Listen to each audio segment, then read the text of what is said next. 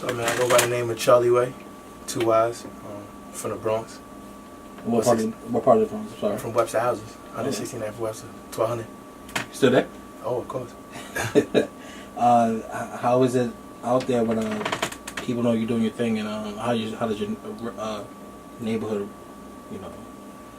embrace you now? It's different over there. There's a lot of people over there. Everybody getting money doing their own thing. So until it's on a world scale, you just whoever you are from the hood. That's it. Okay. It's not crazy. How was it growing up over there, Mister? Dangerous. I live in the jungle, so that's what it is. And being in the jungle, how did you start getting into hip hop at a younger age? Oh, from birth. Okay. From birth. I got an older brother that's 10 years older than me, so it's kind of like I was always hip to everything. Okay. So down to basketball, collecting basketball cards, watching basketball. My father was around. I used to watch the Knicks with my father, watch boxing with my father. So. Yeah. Okay. And what do you remember at a young age listening to that got you started into hip hop? It was in the house, so whatever was in the house was the thing to do. Yeah, what do you remember listening to, like around the house? Rick James, Tina Marie, Grandmaster Flash and them. Okay. I say Big Daddy Kane. So it was a wide variety of different things I was listening to. Okay. You don't mind me asking, 87, 86, you were born? Nah, 91. 91. And when did you were listening, like in the 90s, you were still listening to the stuff that was in the 80s? Oh, yeah. Yeah? Yeah. Okay. Because there's a lot of kids, like, they don't really like, the old school shit like man, that. I feel, honestly, if you ask me, I say Big Daddy Kane is probably, like, the nicest out. Right. Big Daddy Kane or Rakim. But if you listen to how fast Kane was spitting, I was like 80-something, early 90s. Nobody was really doing nothing like that. You gotta think he's doing that back then, so that's crazy. Yeah. And one, you know what I mean? But besides him, the way he was rapping so fast, what else did you like about Big Daddy Kane that stood out to you? Swagger, lines, the way he, he dressed, the way he carried himself, the way he talked. Yeah. Kane was the man. What about as far as did you get into any of his battle raps that he got into? Not really. Nah. To me, everything was at the surface level. I really didn't start diving deep into rappers until I was a little older, like middle school. Okay. That's when I was like, oh, where is this rapper really from? Like, what does he really like to do? Like, before that, it didn't matter to me. It was the music. All right. And that time in middle school, where'd you go to school? You mind me asking? I went to junior high school 22. Okay. And Jordan Elmont. And what album do you remember specifically around that time that you remember, like, yo, this is the album, man, at that specific time? If you say in junior high school, gotta be Get Rich or Die Trying. I'd probably say Kanye. Okay. Late Registration. Those big times for me. Big albums I was listening to. And when did you start it? Like, when did you start rapping? Did you start freestyling? Did you start writing? When did you realize you had the talent? I honestly feel like it's gonna sound crazy. I feel like all kids from the Bronx rap, but it gets to a different level for different people. Because we're all into music. Let alone if you snap into something like that as a form of creativity that you're thinking about. So I say, as early as I can remember, probably junior high school. Okay. I had like a little rap book. Fifth grade, little rap book. Try to write stuff down. It's kind of garbage. So was it mostly punchlines, or was it half-written raps? Was it just verses? I say half-written raps because you got to think at that time that's when Cassie was around. Okay. Cassie was whipping Freeway ass. Yeah. So the smacks. And the yeah. So that was a different time and era for me. So I felt like gradually listening to rap changed. Yeah. Because I was listening to a different type of rap from early. Like I was listening to first album I really remember listening to was Life After Death. I tell people that all the time. Any interview I'm in, Life After Death. Listening to the Purple Tape, Raekwon and them. So that was big for me at the time, just listening to those albums. And then when I started to take rap serious and actually understand the lines and want to try to put my own lines together, it was HNIC. I always say HNIC. Yeah. Not because Prodigy passed away. Yeah. I was listening to that. Yeah. That was my thing. Yeah. So that 41st Side. So. And tell me about that step that you took when you started taking yourself seriously in rap and you wanted to start investing in yourself. Go ahead. Well, I really wanted to start rapping, I say middle of high school, ending of high school. That's when I really started writing out raps, and I call it closet rapping. Yeah. That's when you had your own raps. And you spit them out to people, and they be like, damn, who's that? You be like, yo, that's Fab. Or, yo, that's Sprite Cafe, that's somebody, they be like, oh, yo, that's hard. They ask, what song? You like, nah, that's my shit. Oh, it's whack. I was doing that for a while, but at that time, it was like, I never liked my voice. I felt like I had a funny voice. Right. So, I just didn't rap. Right.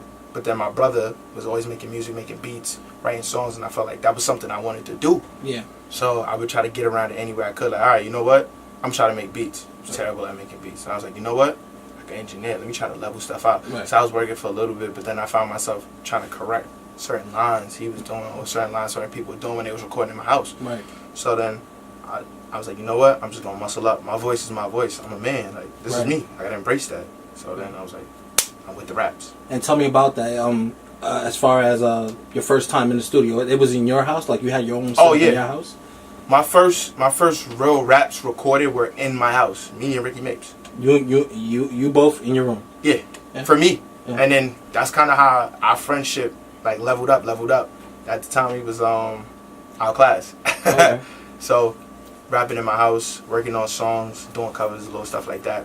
And then from there, I graduated out of there. Started recording with Rudy Rhythms in Harlem. Okay. That's kind of where I recorded like one of my first songs for my first mixtape. Okay. When I was like Chuck Schwab. So I had an album, album I put together, all original music called Raw. Okay. So at that time, that was one of the first places I was recording. Then we got up out of there, another little home studio. Okay. And then I transitioned to Esquire when it was the Red Room. Right. Then I kind of graduated out of here. Real quick, just go back to that. You said you had another name? Oh, yeah. You went from... So, the name I was going with before was Chuck Schwab, but then it was like Schwab for short. Right. I got that name from one of my brother's friends. I was always in the business. He's like, you're always in the money. You're trying to sell cars, you're trying to sell games, you're trying to make money any way you can. So he's like, you're a little business. So my name was Charles, so you got the investment firm, Charles Schwab. Okay. Charles Schwab, Chuck Schwab. I ran with that. And how did that turn into Charlie Wayy? I realized, honestly, I can't make any money with that. And then every idea I had to think about, like websites, anything like that, ask Chuck, he had that already. So it was just like, all right, I need to forge something different. So before I put out DAFUN, I drew back the cover I had, and I sat down and thought about names. So I knew Charlie was going to be there some way, somehow. And I was surveying through my names. And then my manager, Lou Will, good friend of mine, he was like, yo, you should go with Wayy. I was like, Wayy? I was like, oh, that sounds kind of cool. I was like, you know what? Let me throw 2 Y's on it. So I threw the 2 Y's, put it together, it was Charlie Wayy. Then I was surveying around, I was texting girls, like, what you think about this? Text my inner circle, what you think about this? Like, I was like, oh, that sounds kind of cool. Googled it. Right. Nothing came out. I was like, oh, this is my shit. Right. It's mine. And do you feel like it comes off a little, your name doesn't come off a little bit cocky sometimes? Like, Charlie, like, my way? Like, it goes my way? Does you feel like... It comes off. Girls say funny stuff like that, but it's never really that. Yeah. My stature's that way. Right. So I'm 6'5", so... There's nothing wrong with that neither. It's gonna carry that. So, yeah. That's how the name came about. It's history. Right. Explain, what type of music did you do in the past? And has it evolved? I'd say my strengths changed a little bit. I've always been rapping, always trying to put songs together. Before, I would say there was more emphasis on the hooks because my verse writing wasn't that strong. And then I kind of leaned off of making verses. And now, making hooks. Yeah. And now I feel like it's just power verse time. You call me for a feature, you call me for anything like that, it's whip ass time. So. Yeah. So what's your strength, if you don't mind me asking? When it comes to writing, is it are you a lyrical person? Are you a punchline person? Definitely a lyrical person. I'm gonna give you a verse and you're gonna feel what I'm talking about.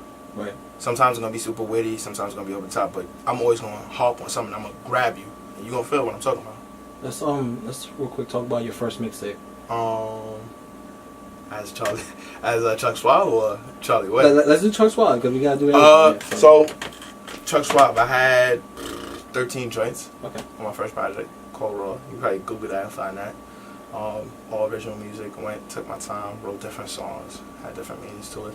One freestyle, but I really wasn't rapping on people's beats. That never was my thing. Right. Probably for freestyle purposes or, just sparring, verbal jabbing or whatever. Right. They'd be like, oh, this beat is fire. But to put something out there, I was never really rapping on people's beats. That's not my thing. Yeah. How did you acquire, the funds to get everything together like that? Such at the time, I was recording out of home studio, so just making little payments. So I always had money because I was always working. Okay. Whether I was working little jobs here or there, or moms put some type of money in my pocket. Right. I found a way, put it together, ironically. And your first mixtape as Charlie Wayy, let's talk about that. DAFUN. DAFUN. Did a lot for you niggas. So, basically I called it that because I was given a lot of versatility. I was feeding to a lot of different things people was asking for. A little bit of faster raps, strip club songs if I could, make little party anthems, delivering hard raps, soulful stuff. So I just felt like I'm doing a lot for niggas. I'm answering what people want. And at the time, that was a little play off of battle rap too. Okay. Matt Hoffa. A lot for you niggas. Are you a big fan of battle rap? Oh yeah, battle rap is the shit. I say battle rap is, you think kind of like Dykeman or Rucker Park, how they still got a lot of skill, but it's a different type of basketball, it's a different type of flair, a different type of flash than the league. The league is everybody that's in the industry, so you think of Jay, Kendrick, right. Cole, everybody like that's a little bit more organized, there's a little bit more structure to it. Right. You think battle rap is it's raw, it's the essence. Yeah. So who's your favorite battle rapper right now? Free my man Surf. Surf is the shit. Still Surf? But I'll probably say I'm Nitty tough. I was about to interrupt you and say you look like Rum got a lot of bars. You look like a Charlie Clips guy, man. Man, Clips is my man. Clips is my man when Clips want to rap. When Clips want to play, he don't want to come with third rounds and stuff like that. I'm not banging with Clips. But when Clips is in the mode, like when he was on that little stretch for a year when it was Charlie Clips is the best battle rapper, that's when I fuck with Clips. And any word, because I haven't looked at battle rap in a while. Any word on Math and Disaster or anything like that? Ever since that whole thing that happened? Man, honestly, ever since Math had that whole little fiasco, then he was on a little, I say that was like a slump for him, because then he went on a little slump. He hit Sirius Jones, kind of got himself banned. Right. Went through bad turmoil. Put a negative stigma on battle rap. Right. Like, oh, damn, these guys can't control themselves. Right. Took away from the art, but Math back. He's still doing a lot for niggas. Shout out Math out. Do you think there's a line that can't be crossed when you're in that type of competition with somebody else? In that type of battle rap? Yeah and no. Honestly, it's a personal space thing, but for the sake of the art, if you respect the art, then you respect it. And I feel like that's how it comes with everybody, because they talk about touchy subjects. They talk about each other's kids, each other's mothers, and everything like that. But it's for the sake of the sport. You know what I mean? You ever see yourself in that kind of position? No. No? I say I'm an active fan. I got bars out there I play around with, but that's not my